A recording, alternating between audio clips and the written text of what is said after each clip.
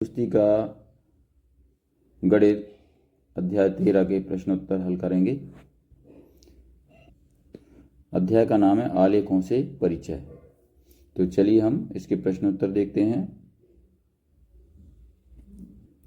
सबसे पहले दिया है, प्रश्नों को पढ़कर दिए गए विकल्पों में से सही उत्तर चुनकर लिखिए और सामने दिए गए सही घेरे को भरिए। तो प्रश्न नंबर 1 है, बिंदुओं A00, B01, C22 और D20 से बनने वाली आकृति निम्नलिखित में से कौन सी होगी?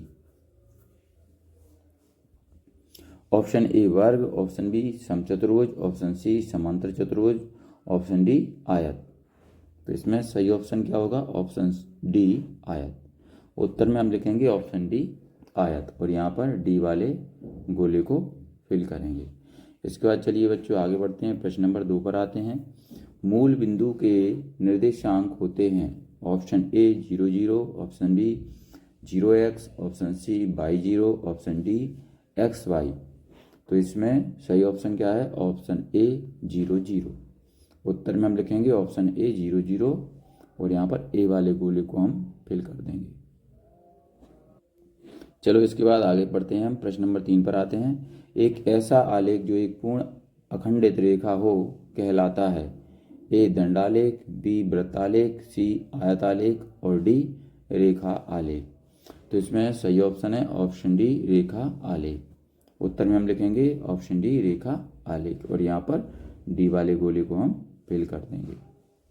चलिए बच्चों हम आगे बढ़ते हैं। प्रश्न नंबर 4 पर आते हैं। एक बिंदु में x निर्देशांक 7 और y निर्देशांक 5 है तो उस बिंदु के निर्देशांक होंगे option A 5, 7, option B 7, 5, option C 7, 7, option D 5, 5। तो इसमें सही ऑप्शन क्या है? सही ऑप्शन है ऑप्शन बी 7, 5। उत्तर में हम लिखेंगे ऑप्शन बी 7, 5 और यहाँ पर बी वाले गोले को हम फिल भी कर देंगे। चलिए हम आगे बढ़ते हैं। प्रश्न नंबर 5 पर आते हैं। दिए गए चित्र में टेबल पर रखे गिलास की स्थिति होगी। तो यहाँ पर देखिए ये चित्र दिया है, इसमें ये टेबल पर एक गिलास रखा हुआ है।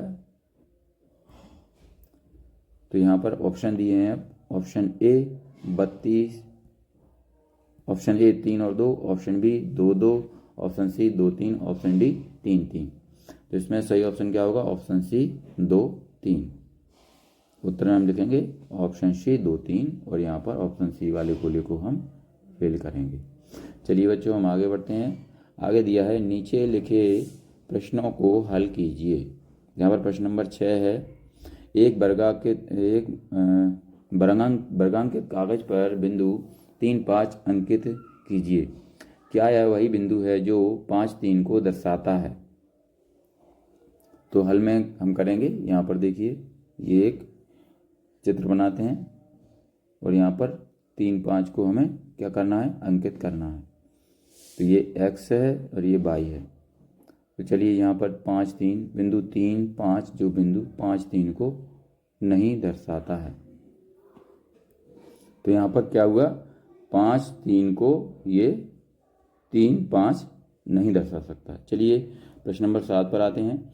नीचे दिए गए एक गांव के मानचित्र का अध्ययन कीजिए और उसके आधार पर निम्नलिखित प्रश्नों के उत्तर दीजिए। तो यहाँ पर देखिए ये मानचित्र बना हुआ है और यहाँ पर कुछ प्रश्न पूछे हैं तो देखते हैं। स्कूल की स्थिति को निर्देशांक PF द्वारा दर्शाया जा सकता है। नंबर 1 निर्देशांक RD, TD मानचित्र में किसकी स्थिति को निरूपित करते हैं? नंबर 2 तालाब की स्थिति को निरूपित करने वाले निर्देशांक बताइए। नंबर 3 पंचायत भवन की स्थिति को निरूपित करने वाले निर्देशांक बताइए।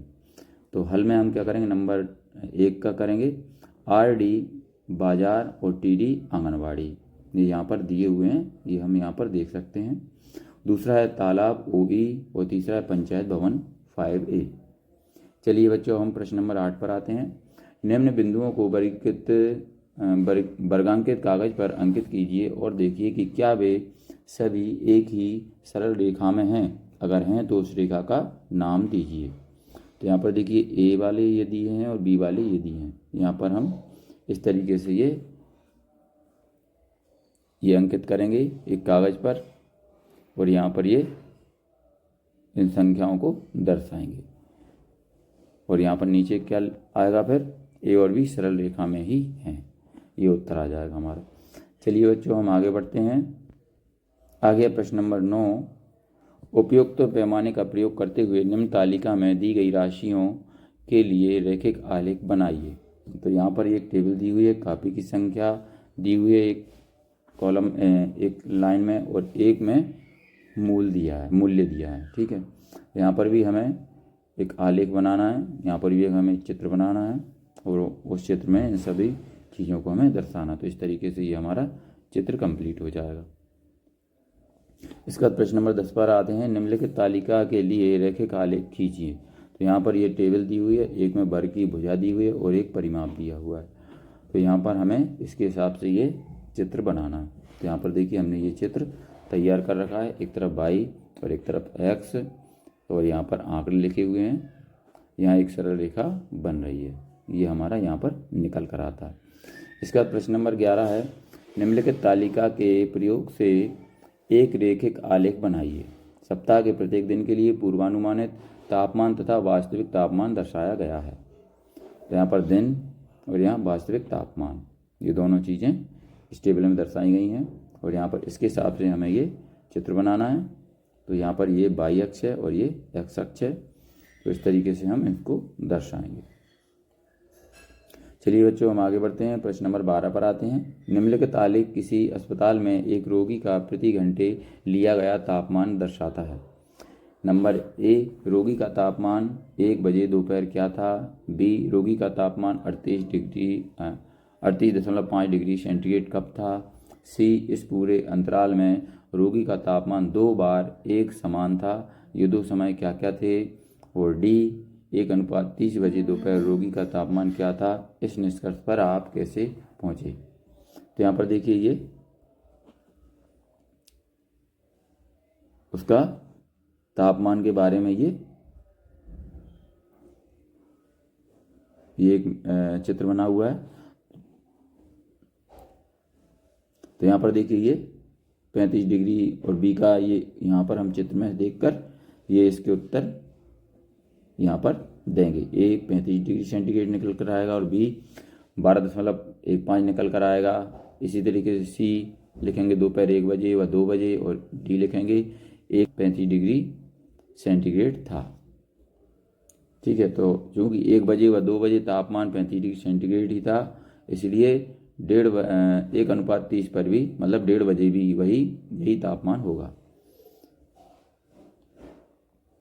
चलिए इसके बाद प्रश्न नंबर 13 पर आते हैं। एक निर्माता कंपनी की विभिन्न वर्षों में की गई बिक्री निम्न आलेख द्वारा दर्शाई गई है। ऑप्शन ए, पहला ऑप्शन है वर्ष 2004 में कितनी बिक्री थी।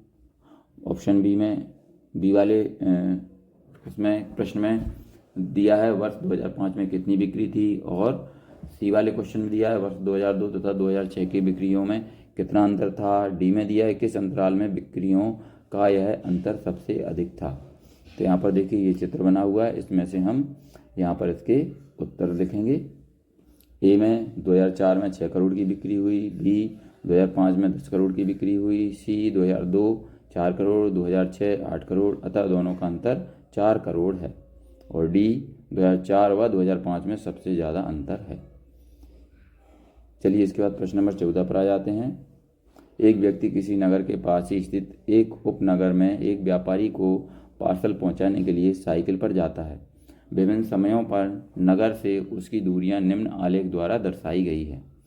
ए, एक्स अक्ष पर समय दर्शाने के लिए क्या पैमाना प्रयोग किया गया है। बी, उसने पूरी यात्रा के लिए कितना समय लिया। सी, व्यापारी के स्थान की नगर से दूरी कितनी है। और डी, क्या व्यक्ति रास्ते में कहीं रुका। विवरण दीजिए। और ई, किस अंतराल में उसकी चाल सबसे अधिक थी। तो यहाँ पर हम इन प्रश्नों के उत्तर देंगे। एक में क्या लिखेंगे, पैमाना 1 इकाई बराबर 15 मिनट। और बी 30 घंटे का समय लिया। सी 22 किलोमीटर। डी 16 किलोमीटर पर वह 10 से 10:30 तक रुका है। और ई 8 बजे से 9 बजे के मध्य उसकी चाल सबसे अधिक थी। इसका प्रश्न नंबर 15 पर आते हैं। तीलियों से बने निम्न पैटर्न को देखिए। यहाँ पर ये 3 पैटर्न बने हुए हैं। नीचे दिया है कल्पना कीजिए कि यह पैटर्न जारी रहता है, प्रथम 7 पैटर्नों में तीलियों की संख्या को दर्शाने वाली निम्न सारणी को पूरा कीजिए। तो यहाँ पर देखिए ये तीलियों को दर्शाने वाली ये सारणी बनाई है और यहाँ पर फिर ये चित्र बनाया है और चित्र बनाकर इसको दर्शाया गया है। तो बच्चों यहाँ पर ये हमारा ये अध्याय समाप्त हो चुका है। अगर आपको हमारा ये वीडियो अच्छा लगता है तो इसको लाइक करें, अपने दोस्तों के साथ शेयर भी करें।